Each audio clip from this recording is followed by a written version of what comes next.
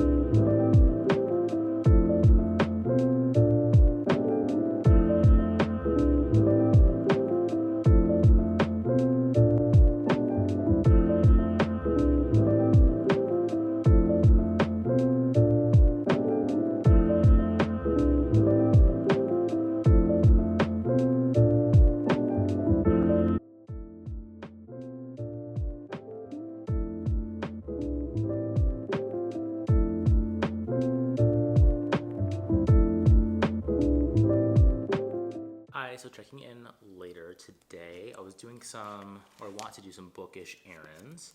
The first being, I want to take these library books back that I didn't read. They're all due, and my mood reading ass did not get to them. So it's a little sad to see these go. I kind of wish I owned them because I do want to read all of them. But yeah, the joys of the library. Maybe I can just rent it out again in the future when I'm in the mood for them. But if you see any in this pile, can you see that I must read, let me know. Yeah, so I'm gonna go return these, and then I think for dinner we're gonna do this newish Mexican place that opened up kind of near us, and so yeah, I will show that later once I do that, but for now, peace.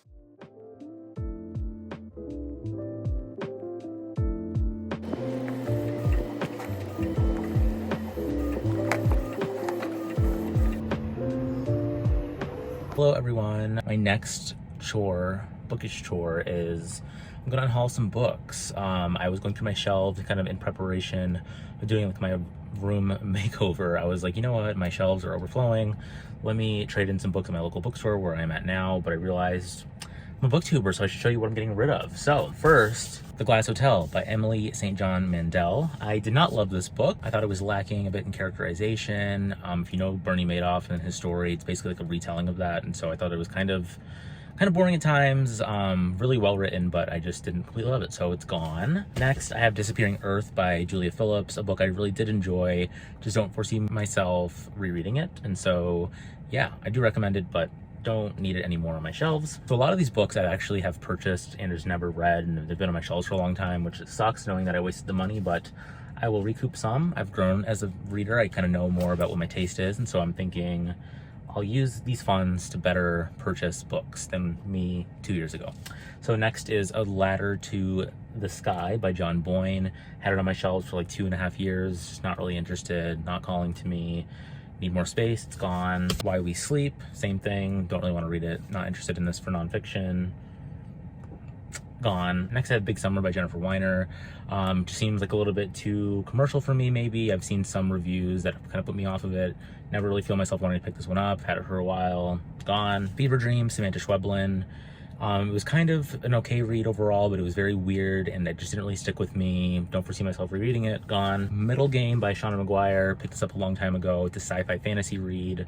I've, watched some reviews. Don't really think this is like something I want to read right now or in the foreseeable future. Seems like a complex sci-fi book and I'm just like not vibing. I don't think I want to read it. I tried to be more exploratory, I guess, in the past, and it sounded all right, but it just doesn't seem like something I'm going to pick up anytime soon, and so gone. Next, I have Zadie Smith's Feel Free. Only getting rid of this because recently I accidentally ordered 2 copies from Book Outlet, and so getting rid of this one. And then finally, I have Ask Again Yes by Mary Beth Keane. Same thing as some other ones. Had it for a long time. Not really calling to me, so I'm trading it in. Gone. So that's what I'm doing today. I will report back and maybe buy some books, we'll see.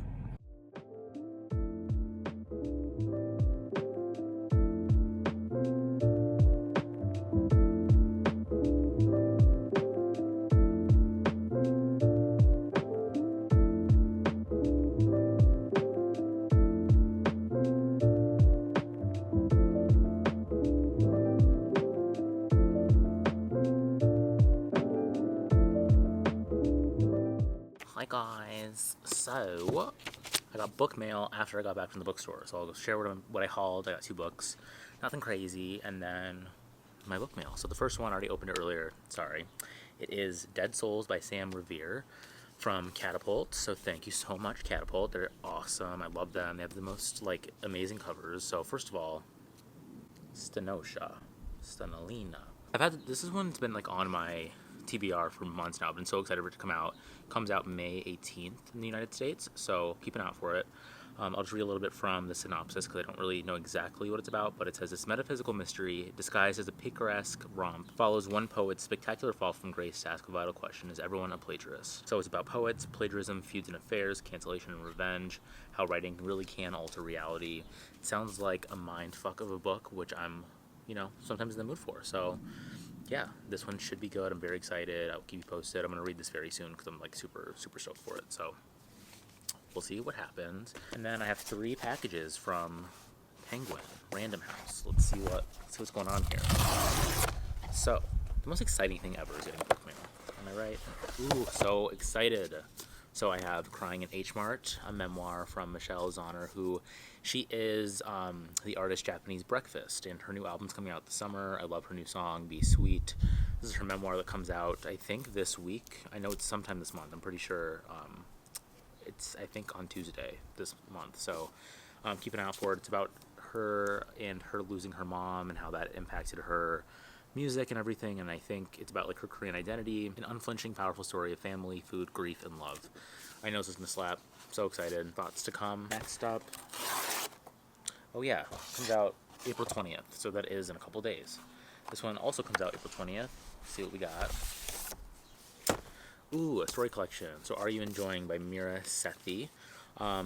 Super stoked for this as well. I think it's about a bunch of stories about Pakistan. So yeah, it says an exhilarating debut by a young writer from Pakistan, provocative, funny, disarmingly original stories that upend traditional notions of identity and family and peer into the vulnerable workings of the human heart. Yeah, I've heard really good things about this story collection, also out from Knopf. Excited. And this one comes out April 27th, whatever this one is. I don't remember what this could be. Oh, I already read this one. It is Whereabouts by Jhumpa Lahiri. I got a finished copy of this one, which is so cool. So that about does it. So for my haul today from the bookstore, I got Tampa by Alissa Nutting, which I've seen a ton for a couple years now, I think. And I know it's a really tough subject matter in that it's about a teacher who is a pedophile and she is obsessed with, I think, 14-year-old boys. And so it's supposed to be just really excellently done, despite it being, heavy subject. So I've been eager to read that one for a while now. I feel like it's going to mess me up, but we'll see. I'm a little bit nervous about it because the subject matter seems eek, but we'll see. And then I also got the collected stories of Lydia Davis.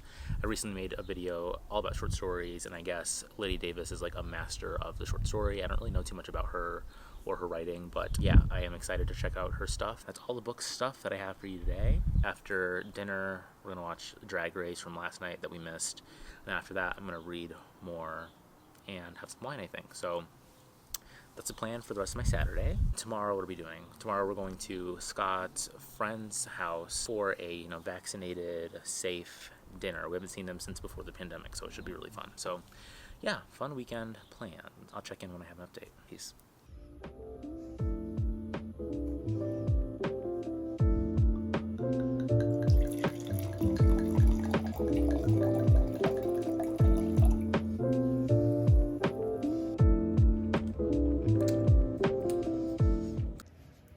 Next up on the to-do list, putting my body through torture, otherwise known as exercise.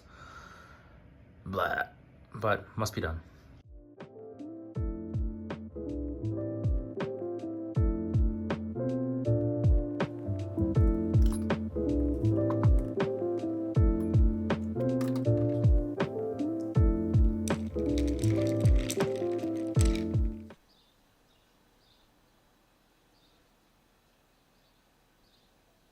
Hello. So I'm going to end the reading vlog here. I have since finished Detransition Baby. I finished it last night, and I must say it was excellent. I absolutely loved it. I think it is such an important book. I am so excited to see that it's getting like a really wide readership, because I think the way that Torrey Peters, in a debut novel, she is able to distill the nuance of gender, and by looking at this very complex love triangle parenting situation, and basically uses it as a form of like theory in a way, and really unpack in the ways that trans and cis identities interplay and create this very like interesting mosaic in this novel that is just so smart. I think all of the characters are very, flawed and trying to find themselves in this very precarious situation, and amidst, constant transphobia.